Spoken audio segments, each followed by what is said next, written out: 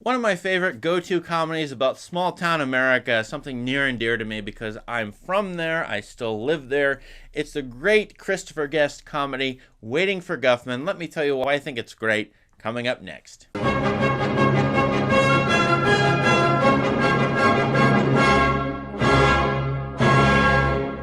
Waiting for Guffman, directed by Christopher Guest, written by Christopher Guest and Eugene Levy, both of whom star in the movie, is an homage, I think, to small town America, as well as a mockumentary that makes fun of it. And this is, of course, coming off of the great classic mockumentary, the original, in my opinion, the one that everyone loves, and for good reasons, Spinal Tap. This comes 10 years after Spinal Tap in the 1990s. Christopher Guest makes this movie on a low budget, and you can tell because of some of the sound and the music and the effects in this movie. Waiting for Guffman is about the town of Blaine, Missouri, so in the middle, in the heart of America, about a small town who is celebrating its 150th anniversary of its founding. And there's going to be a play or a musical put on by the town's dramatic teacher, one of the drama teachers in high school, Corky St. Clair, played wonderfully by Christopher Guest. I imagined in my fantasy, I suppose, that when I came here, I would have a completely different life.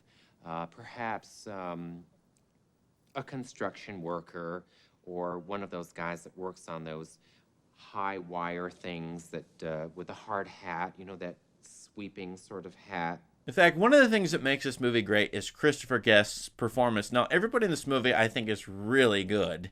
Fred Willard, Kathleen O'Hara, the typical cast members who would show up in later Christopher Guest movies like Best in Show, for example, or A Mighty Wind. But here, I think Guest, if you look at what he has done over his career, Nigel Hawthorne in Spinal Tap, here Corky St. Clair, the dog owner in Best in Show, those three performances alone, they are so diverse, and each of those characters is rich and interesting and quirky and funny to me. I wish he would have done more in his life with acting. Maybe he didn't have the opportunity, but I wish he would have created more characters like this. But Corky St. Clair is really good to me. Anyway, this movie really is about how these characters are going to put on a musical, and they think that a Broadway the talent agent is going to come and watch their musical and then take their show and put it on Broadway. Of course, part of the joke is they don't realize sort of how bad or how lame or how small town this musical is, and it's good enough for what it is, but it's not top quality for Broadway, and yet they think it is. I'm walking on air. You know, this is a sensation which is, forget it. When I became a dentist, I thought I was happy, but this is making me nervous now because I could have wasted a lot of years. This movie is so clever as far as the jokes that are developed of the whole movie, that are jokes that are sort of piled on each other, and all of the character development, all these characters are really rich, and that's part of the mockumentary style that Guest and Levy developed, sort of having a general script and a general idea of where they were going with this movie, but letting the actors develop their characters, and that's their style, improvising throughout every scene in the movie, and really the actors have a lot of say in developing their characters. I really like this style. You know, Mike Leigh has done this in his own way as well in England, and that's why I love the Christopher Guest movies, is that they love the characters while having fun with them, basically showing humans as fallible and ridiculous, but also praiseworthy. And I just love Guest's and Levy's version of, their own version of humanism in this, which is to love each and every person and show them as ridiculous and eccentric. Floating like a vapor on the soft summer air.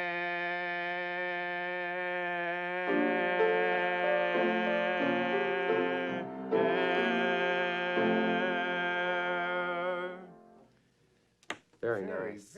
That was Very good. And by the way, you might be from a different part of the world or from a big city and think, this is an exaggeration of small town America. No, this actually feels quite natural to me. The fact that the small town is celebrating its 150th anniversary, that they only have a $15,000 city budget for everything, that they had actually put rifled men on top of the buildings for security. And in this musical, they're celebrating the founding of the town. The founder mistakenly thought that they were arriving in California when really they were in Missouri. The UFO in 1946. The fact that it's the stool capital of the world. Now, there's a big joke there, obviously, but yes, small towns celebrate themselves being such things. I'm near, the ice cream capital of the world's largest popcorn ball. You'll see that sort of thing driving through small town America. This is not much of an exaggeration, both in terms of the characterization of these people. The Parker Posey character as DQ or Dairy Queen Girl. There are a lot of those kinds of people hanging around in small town America, whether North or South or Midwest. And so I feel like this movie is right on the verge of making fun of these people, but having fun with them. And I love that sort of blending in this movie. I was in there, I bet more than 3 or 4 hours in that room being probed. And at one time or another, there's different ones of them come in, 4, 5, 6 of them at different times, and all of them probed me. Not all at once, individually. Every scene feels necessary and funny to me in this movie. There are endless subtleties in this movie. For example, the Bob Balaban character who plays the music director seems to want to direct the theatrical production, is always bumping up against the Corky St. Clair character who thinks he's the visionary, but the Balaban character wants to be in charge. He seems to even be jealous of the travel agents because they're going to be in the show or because he has the hots for the wife. I'm not quite sure. And that's part of the fun of this movie, is sort of rewatching it again and again and discovering that every single frame and basically every single line of this movie connects to 5 or 6 other parts of the movie.